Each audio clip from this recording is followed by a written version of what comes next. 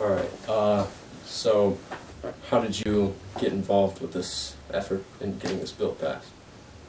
Wow, how much time do you have? Just 15 back in minutes. 1992, I was asking questions about the country and why it didn't seem to be going the direction it was supposed to be going, and I call on business people that all want more money, and I saw them advertising to get more people coming to the stores, but they were all telling me about, in spite of the fact they were controlling their inventories and they were getting fax machines, this is how far back we go, going to sales seminars, management seminars, harder and harder to earn a profit. I was listening to a radio show, and a gentleman was talking on there, and he said something about the Federal Reserve was a private organization, and they controlled the money supply. And so I thought, well, that seems kind of, that might create a problem. I didn't know exactly why, so I started asking people about money, and then nobody knew anything about money, couldn't answer my questions, and then I ran across a piece of paper that said, "Our flawed money system failing," and when I started reading it, it said the banks create all the money as loans through checking accounts, and which was completely foreign to me. Everybody knows that the Treasury creates the money, okay? And so anyway, in bold black print it said, "However, in this process, only the principal is created, never the interest." And I read that over and over again and thought about that, and so now I started asking people, "Can you tell me how the banks create all the money?" And of course I had a hole in my head, a very large hole to most people, and they said, "The banks don't create any money, the government prints it up." And so I went on and on and on, and finally one gentleman who I'd asked a lot of questions of said, "You know, Greg, I just don't have the answers to your questions, but I know someone who does." And he'll be speaking at St. Louis Park, Minnesota at the Rec Center. This was in January of '92 or '3. And he can answer all your questions.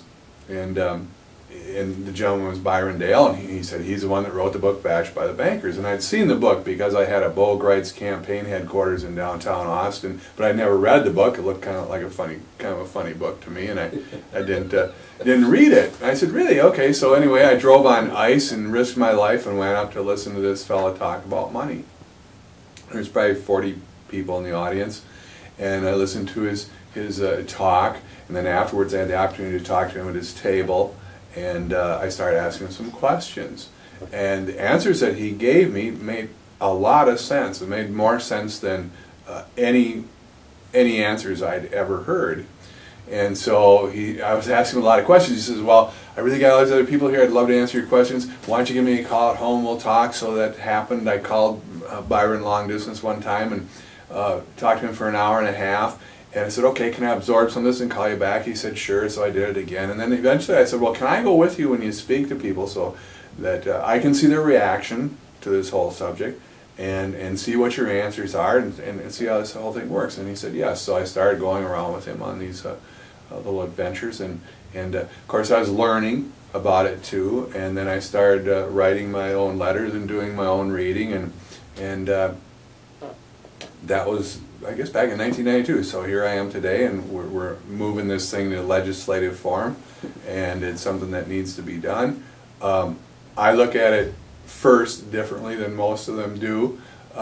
Everybody's concerned about the borrowing and the interest, and I'm really concerned about the freedom aspect of it, because forcing people to incur debt to have a medium of exchange is a servitude, it's economic servitude, and America's about freedom.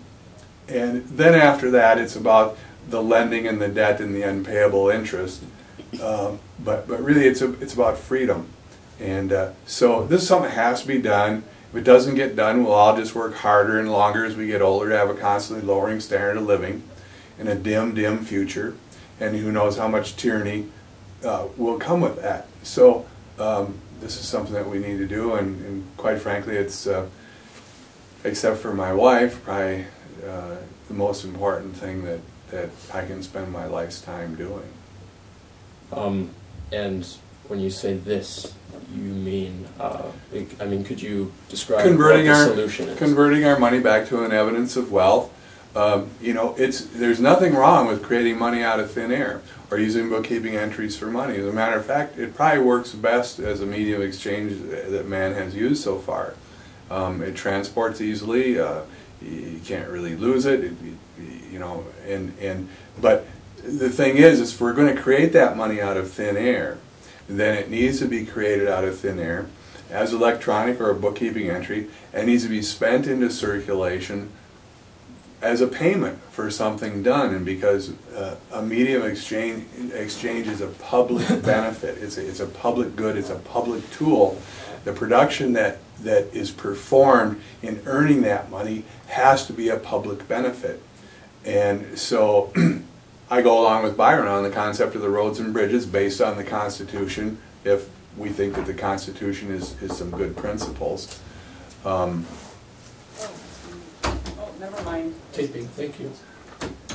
This has a commercial break. But, so anyway, so that's where it's at. We use electronic bookkeeping entries created out of thin air, and so, you know, that's what we're using now. Nobody seems to know what we're using, and shouldn't be any problem. But, you know, the biggest thing about this whole thing is changing the way we think about our numbers. You know, the whole country's all caught up in this, oh my God, we got to pay our debt. We got this national debt, oh my God, we got to pay it all back.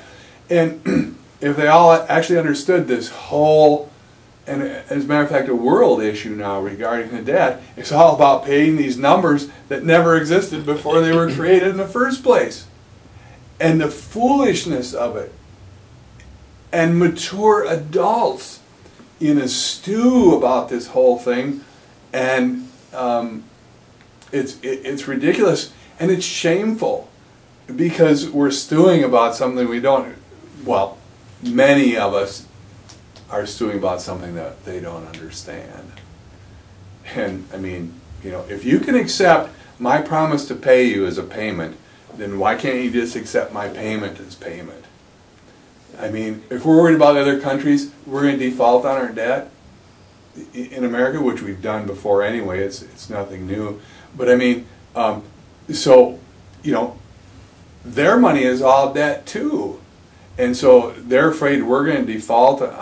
You know, okay, well, what does that mean? We're not going to give them, that check wasn't any good, so we can't give them another check? I mean, that's what this whole silliness is about. So if they're so willing to accept our bond, our promise to pay our debt, why wouldn't they be willing just to accept our payment and call it finished?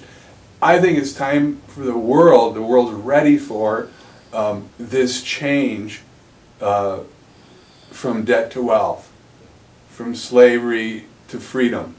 And in my opinion, my country, America, should do what it's about. It should lead in this issue and convert to wealth as a medium of exchange. And if you don't like it, tough. We're going to run our country, and when we start running it this way, we're going to be back where we were in the beginning. You're going to be following us because we're doing the right thing and our country works. And that's where we need to be. So, and it's kind of my short perspective on it. All right, great. Same question I asked Byron. What can the average person do to help I think out? the average person can do whatever they can do. And we all do different things, and I won't go into a litany about all the stuff that I do, or that Leon or Erlon or Tommy or Byron does with their day. But when you become concerned about it, then you obviously have to become literate about it and be able to answer questions and talk about it intelligently and with confidence. And you need to talk to your neighbor about it. And wherever I go during the course of my day, it's almost a struggle for me to stay on point, because it's so easy for me to move from trying to sell this gentleman a marketing plan that'll help his business to tell him the actual truth about what's going on. And you know, I can get off track if I don't hold on to myself. But that's what you need to do, and educate your neighbor. I tried to educate my neighbor across the street 3-4 years about it. He's a farmer, and of course, what did I know? But you know, he's bankrupt. You know, I think late last year, lost all his property. I don't think he's living in his house now. And sad thing about it, he's probably 15 years younger than me. Got a lot longer to go. And you know, it's tough when you go bankrupt, and he's going to have a tough time with economic conditions and the prognosis for the way things are going. If we don't change this, it's going to make it really hard for him to get back on track again. But then there's his kids and their kids, and so read, study, talk to your neighbors about it. Quite frankly, this is the only issue we need to do anything about. Everything else really should sit on the back burner because the rest of it really doesn't matter anyway.